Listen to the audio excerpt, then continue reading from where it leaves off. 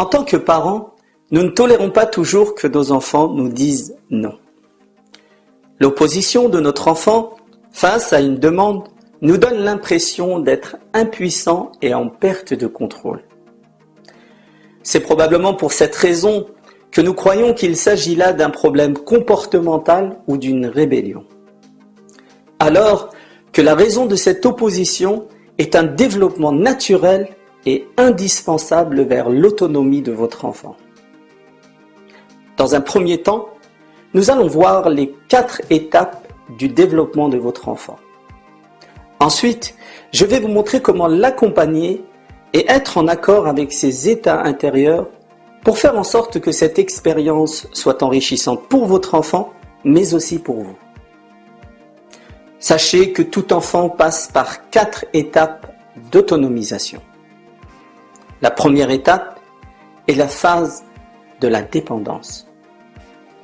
Votre enfant est dépendant physiquement, affectivement, intellectuellement et spirituellement.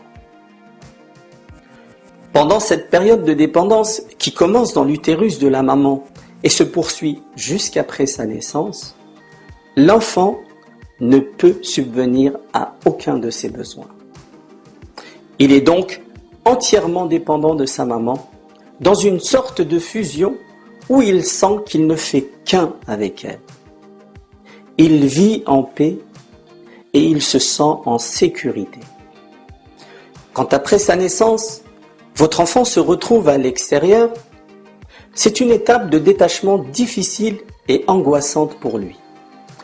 C'est pourquoi il va chercher à prolonger cette étape d'attachement à la mère, qui de son côté va généralement avoir tendance à surprotéger son enfant. La deuxième étape est la phase de la contre-dépendance. C'est une phase intermédiaire où votre enfant, après avoir eu comme seule référence ses parents et l'environnement direct, va commencer à tout remettre en question pour se construire ses propres opinions et croyances. Il va comparer l'apport de ses parents ou d'autres personnes qui ne sont pas forcément en cohérence. Et c'est à ce moment-là que les parents sont surpris de voir leur enfant, obéissant et soumis, se transformer en une personne qui puisse dire non. La troisième étape, quand tout se passe bien, c'est l'étape de l'indépendance. Votre enfant n'a plus besoin de personne pour subvenir à ses besoins physiques, psychiques et intellectuels. Il peut reconnaître ses besoins et chercher à les nourrir seul. Il va avoir tendance à s'isoler, mais rassurez-vous, c'est tout à fait normal. Votre enfant commence à créer son propre monde indépendamment de vous et il va vouloir expérimenter la vie à partir de sa propre perspective naissante. Mais ceci ne veut pas dire qu'il va s'éloigner de vous en tant que parent. Bien au contraire, il reviendra et cette fois-ci pour partager, discuter et parce qu'il comprend qu'en tant qu'être humain, nous avons toujours besoin l'un de l'autre. Ce sera le début de la 4e phase, la phase de l'interdépendance. Et lors de cette étape, votre enfant va altérer isolation et partage. Il aura suffisamment de ressources pour nourrir ses propres besoins d'une façon indépendante, mais il reviendra partager, discuter et nourrir d'autres besoins affectifs qui deviendront de plus en plus matures. La dernière étape est donc, vous l'avez compris, c'est l'autonomie. Votre enfant devient autonome et responsable sur le plan physique, psychique, intellectuel et spirituel. Voilà, ce sont les 4 étapes du développement qui mènent à l'autonomie de votre enfant. Maintenant, la question que les parents me posent souvent, c'est comment réagir face à l'opposition de leurs enfants. la première chose dont vous devez être conscient, c'est que vous n'arriverez jamais à arrêter votre enfant dans son développement intérieur. C'est le mouvement de la vie. Si vous êtes résistant ou si vos réactions sont violentes, quand votre enfant s'oppose à vous, vous n'allez qu'empirer les choses.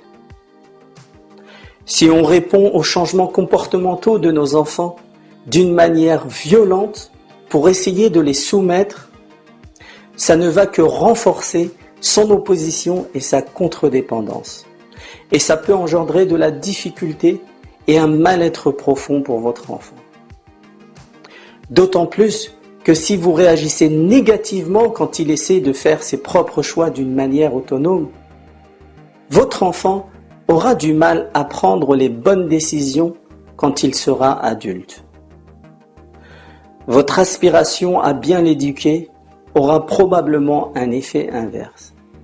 Il est très important d'être bienveillant et à l'écoute avant de chercher à éduquer votre enfant. Quand vous êtes dans une situation où votre enfant s'oppose à vous ou refuse votre requête, rappelez-vous que c'est tout à fait naturel et mettez-vous en empathie avec lui. Faites-lui sentir que vous comprenez ce par quoi il est en train de passer. Montrez-lui que vous êtes à l'écoute, que vous comprenez parfaitement qu'il puisse avoir une opinion différente de la vôtre selon les situations. Et ce n'est qu'après avoir établi ce lien bienveillant avec votre enfant que vous pourrez l'éduquer efficacement et avoir toute son attention. Dans la phase de dépendance, il va sans dire que vous allez nourrir votre enfant avant de lui apprendre à se nourrir seul. Et lorsque votre enfant entre dans la période de contre-dépendance, il faut ouvrir un espace de discussion et de négociation pour lui apprendre à faire les bons choix et à être en accord avec vos valeurs. N'oubliez pas que c'est une période difficile pour lui aussi. Donc ne croyez pas que votre enfant est dans une étape de rébellion. Si vous résistez et réagissez négativement, vous allez mettre votre enfant dans le doute et il va développer une sorte d'incapacité à prendre les bonnes décisions. En résumé, rappelez-vous que votre enfant passe naturellement par 4 étapes de développement intérieur. Et si vous n'avez pas conscience de ce processus, vous pouvez mal interpréter son opposition et céder à l'influence de l'héritage parental ou répéter les schémas du passé. L'accompagnement de votre enfant nécessite votre présence, votre amour et votre bienveillance. Et seulement après, l'éducation pourra être efficace et constructive. Lorsque vous accompagnez votre enfant avec amour et bienveillance, il pourra jouir d'un sentiment de liberté de penser et pourra faire ses propres choix d'une manière autonome.